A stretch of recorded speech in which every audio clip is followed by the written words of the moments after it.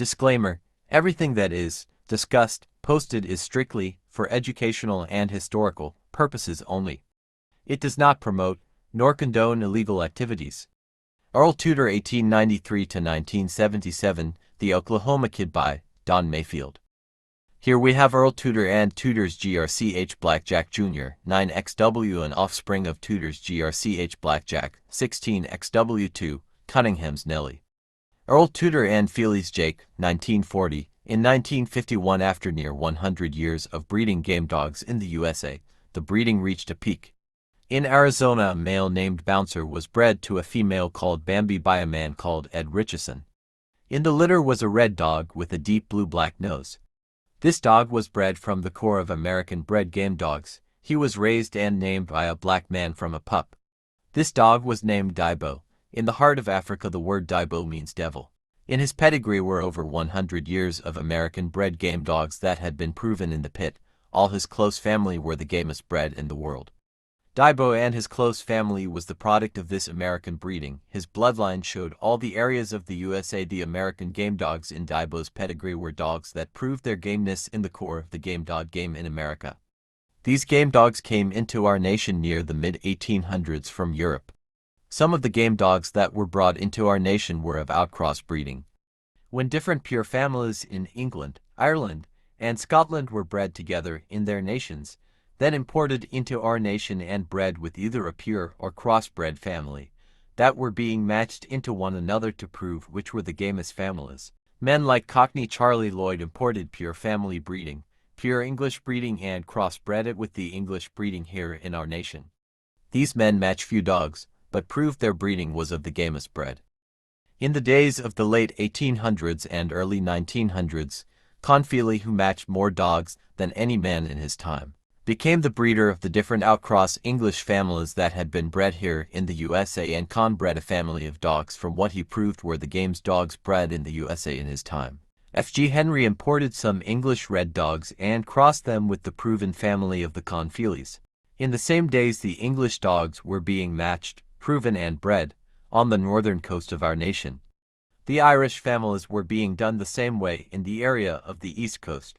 J.P. Colby was a man that bred together different pure Irish game families with the Irish outcrosses that was being crossed together on the East Coast. A number of different men matched and proved the gameness of the breeding that were being bred at the core of the game.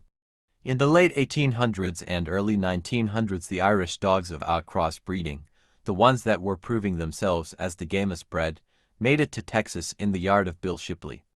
Bill imported a pure Irish family from Ireland and crossed it with the crossbred family that had been bred in the USA.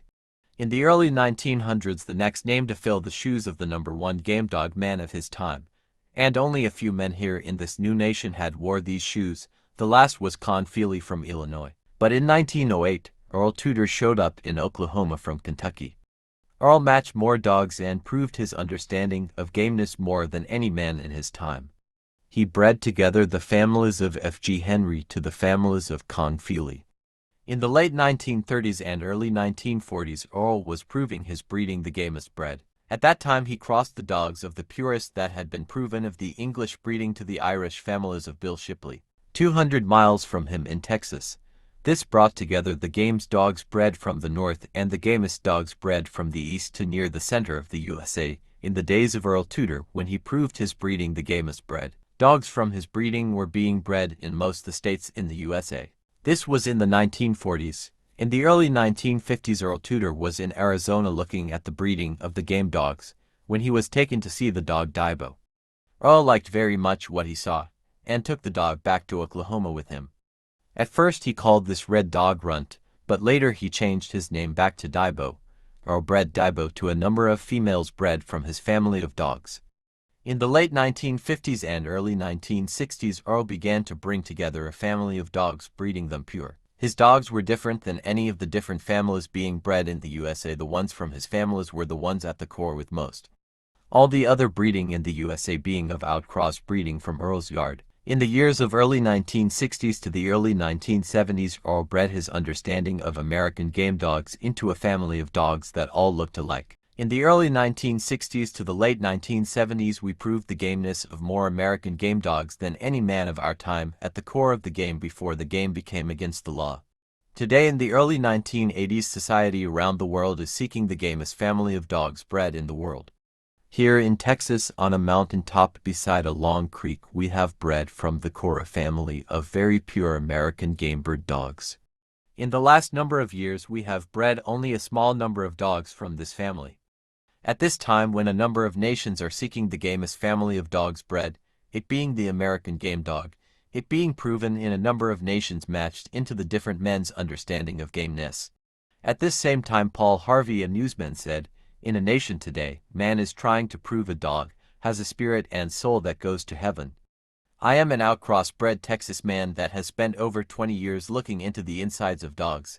I'm a believer the dogs house the spirit and soul of the devil, and is becoming man's best friend. Here in the USA, where the people of the most outcross breeding are born, we are the breeders of the gamest dogs bred in the world. Here in Texas, where the most outcross bred people in the USA are raised, we breed a game family of American game dogs to the point of gameness that only 3 kinds of people can bear to be around them. Those 3 kinds of people are people that feed them, and people like a saint, are a person with the faith of the devil himself.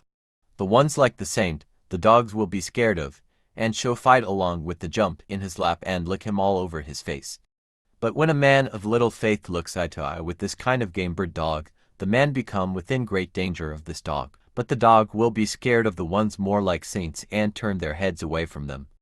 I have watched many of these game-bred dogs as they are looked in the eye of by a number of men we have met in our time with these dogs. I have looked also at the men when they do the looking. This story I write you, seeker of game dogs, comes from my understanding of the research we have involved ourselves within over the last near 25 years of game dogs and game men who I have been a lover of both. In my eyes, the gamest man ever bred was our Lord Jesus. He being an outcross-bred man of God and mankind, he took his death on the cross other than tell one little lie, that is the faith and spirit of a game man. One fall morning at sunrise in the year of 1961, we met Earl Tudor at his home in Oklahoma. We had with us a nicely bred female, bred from his family of dogs. We came to meet him and talk to him about breeding the female. We did a lot of talking and bred the female, then drove the near 250 miles back home in Texas. Within the next number of years, we made the trip to Earl's place many times. On one trip, I remember sitting on a couch with Earl as he had bad eyes and always wanted me to sit close so he could look me in the eyes when we talked. We mostly always talked about breeding as we sat talking, trying to stare each other down. We had our own ways of understanding conditions and taught each other what we had done and were doing. But when it came time to talk about breeding, I only asked questions.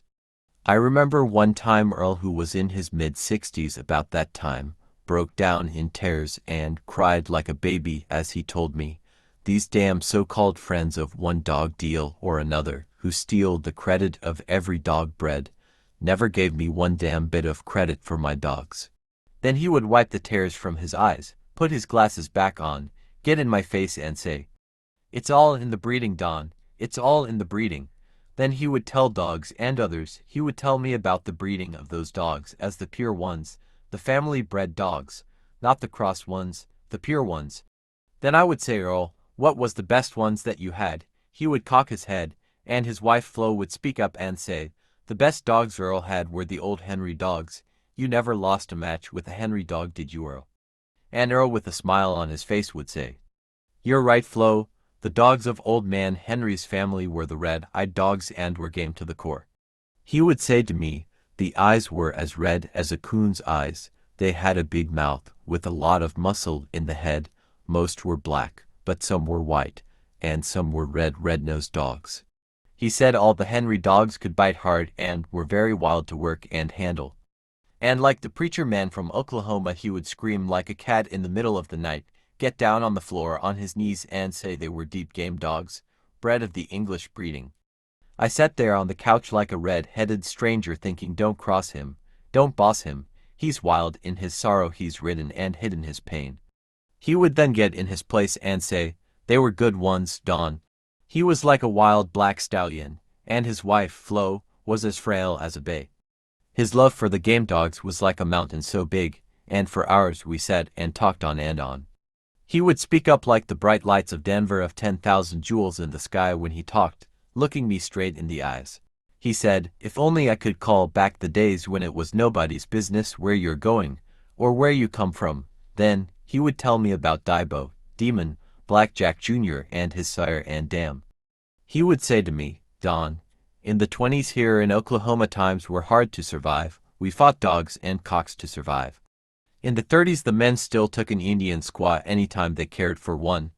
Then in the days the winds came and blowed for 7 years it took 2 feet to 3 feet of topsoil from the farmland of the Irish race of people. And in those days when the Irish race in Oklahoma could not survive in the grapes of wrath they picked up and moved to California to become the farmers of the world. In those days we had 3 pits on our place, we fought cocks and a few dogs each week for a number of years. He would then tell me, he had been shot 6 different times by 6 different men, and never once went to the hospital. The doctor came to his house. Once his brother-in-law shot him and they never called the doctor, as Flo dressed the hole where it went in, and the hole where it came out. He said, in those days we kept 7 dogs close to ready at all times. They were matched in 1 week's time. He said, I would run in the fields with my dogs. In those days, there were no fences to cross, just open land. He said, we had a mound built of sand with a chair that turned all the way around. We kept 7 dogs staked around the chair. I had a long fishing pole with a tail tied on a line.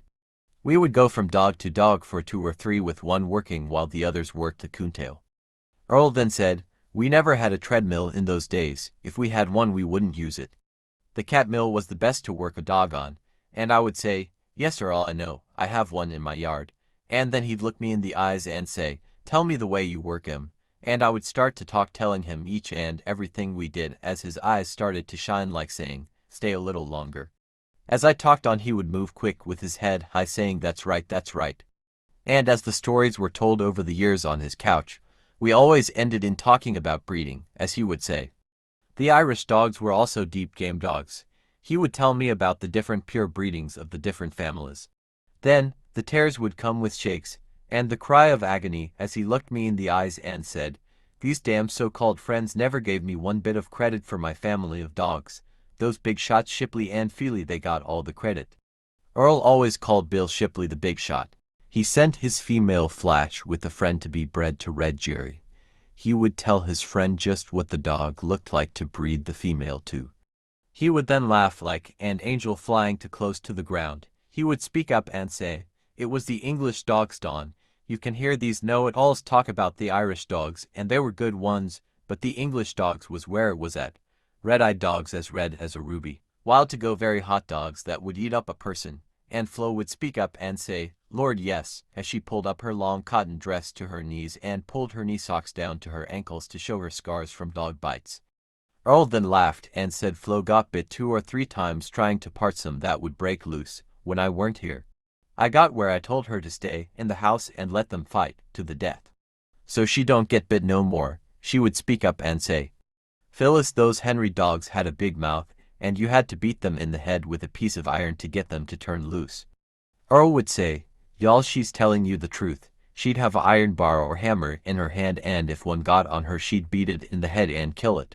Then he would say, she's a sweet little old thing, ain't she? I don't know how I could have ever made it without her.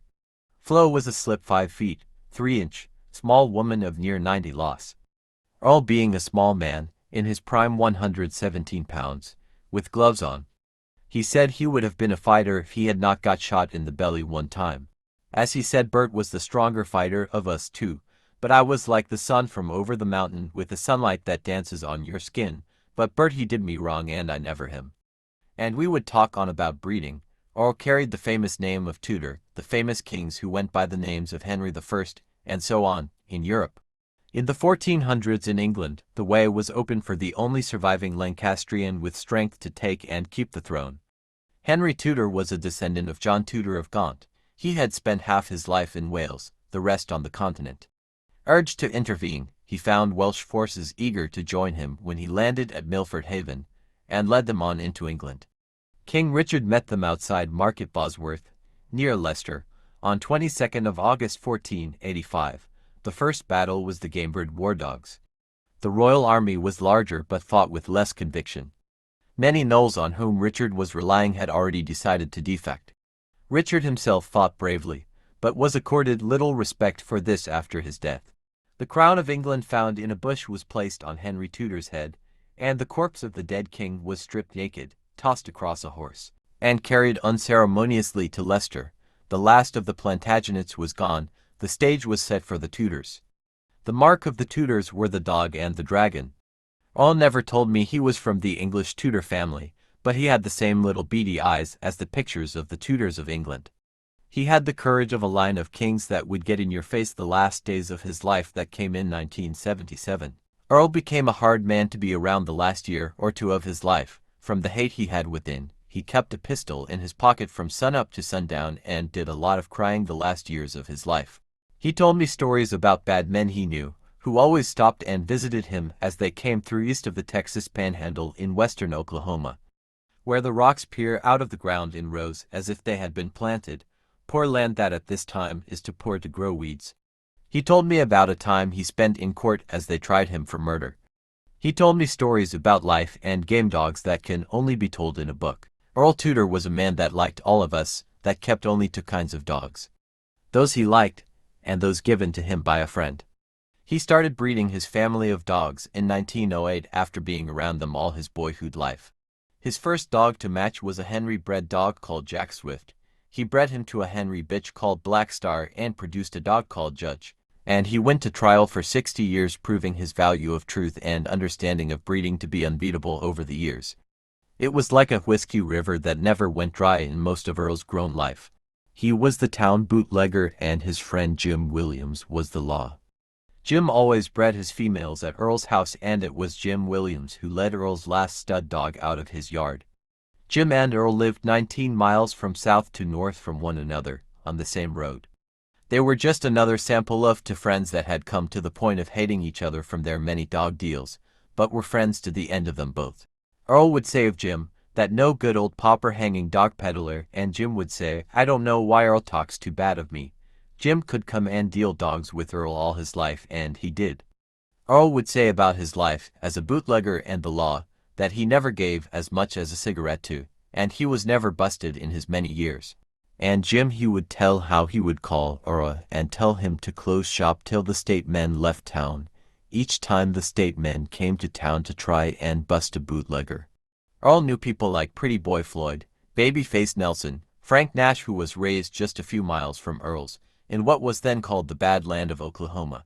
When survival of life was hard, but like a Oklahoma preacher, Earl climbed high on his mountain and screamed like a cat at a walking from Kentucky when a young boar rode in a wagon pulled by oxen. But like a red-headed stranger that rode into Red Rock on a black stallion, he made his mark in the world of life and game dogs. And like he said, you can't hang a man for killing a woman who's stealing your horse. And out on the edge of life is where Earl lived, in the Badlands of Oklahoma. He told me one time he won 24 matches in 24 months, he said. Hell, there ain't nobody that can win 24 straight fair, not even me, as he would laugh, and give me a fake right and left to the jaw.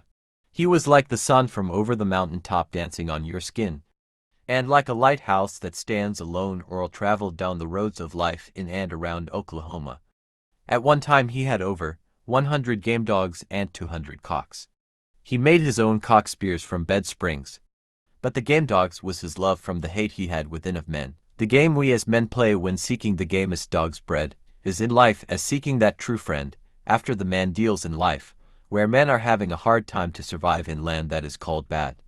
As Earl cried out in pain from his butchered body as he lived one day at a time. He told me so many stories with so many different dogs' names, we talked for days. He lived by the graveyard where his folks lay to their amazing grace, as he to lay there to rest. But at the time of God's grace we will all arise and be counted for, as I can sometime hear his voice and spirit saying, go for it, Don, go for it. It was like, take this job and shove it, I'll make it my way, and he did. But I tell you for sure his last years were as hard as any I have seen. He told me, he said, Don, if a man told me could win over my dogs I would tell him I would beat him within so much time, and he did. He told me, one time we were matched into the big shot. Shipley and his friends came down with an old-timer a month before he died of old age. His name was Frumble of Arkansas.